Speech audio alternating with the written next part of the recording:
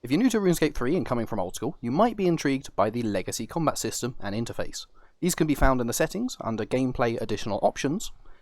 There are 4 in total, and all of them can be toggled on or off whenever, so feel free to experiment.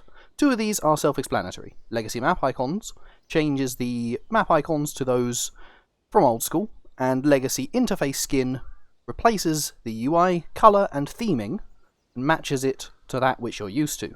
These are purely graphical changes, use them if you'd like, no worries.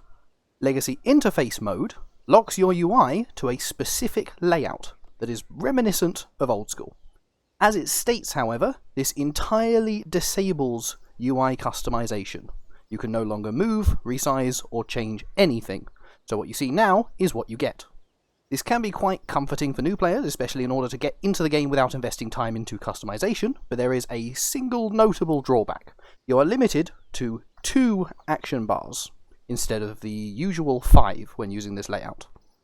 While it does reduce the number of bars available, you can still do virtually all content in the game in this layout, including endgame bosses. It would be considerably easier with more bars, but they're not necessary by any means. But then, what if you don't want to do endgame bosses, and aren't concerned with the utility of being able to rebind any key item, ability, prayer, action in the game? What if you just want to try out the game for a short period to see if it's for you? In that case, the Legacy Combat mode might be worth looking at. This option simply disables the evolution of combat changes, and reverts the game to the same as it is in old school. Click enemies, click food and gear switches, and prayer all entirely manually, and automatically attack with no additional input required, and relatively similar to hit splats and damage numbers to what you're used to. This can suit some people, and has some niche uses for efficient Slayer, but comes with significant drawbacks. The game for over a decade now has been built around the idea that ability bars exist. You can bind prayers or any food, item, anything to these keys without needing to use the mouse. For example, I can bind gems and cut them without clicking them. I can bind logs to fletch or burn them without needing to choose the option every time, and I can bind raw fish to rapidly drop them without clicking once. These are immense quality of life, and whilst they can be ignored, still are helpful. However, if you plan to start bossing in RuneScape 3, you will find it a larger hurdle.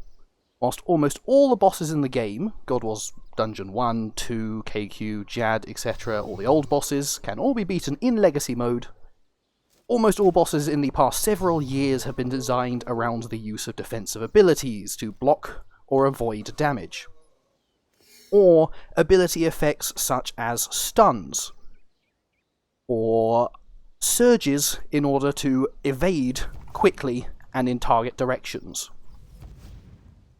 These new mechanics and the bosses accompanying them straight up require these ability usages, and will either result in guaranteed death, or significantly harder times fighting them. Whilst Legacy mode does put you at a heavy disadvantage when bossing, it's perfectly usable for Slayer and most quests. The damage output is entirely comparable with a full Revolution setup for early and mid-game, and it has some niche uses such as blood barraging stronger Slayer monsters for healing and damage. However, once you reach past the mid-game, it is highly recommended to switch to Revolution and start learning abilities. Not only is it required, but Legacy mode's damage falls far behind Revolution or full manual once you start working in adrenaline buffing items and effects, such as the Conservation of Energy and Fury of the Small Relics, the Ring of Vigour, and the Zuck Capes. And yes, normal mode Zuck in this game is considered mid to early late game. In summary, whilst Legacy mode is usable for everything except modern bosses, it puts you at a heavy disadvantage, and if you want to do late game bossing, you will need to switch off it anyways. There are a few Snowflake accounts that do as much content as they can Legacy only, but the lack of support for it won't be changing anytime soon.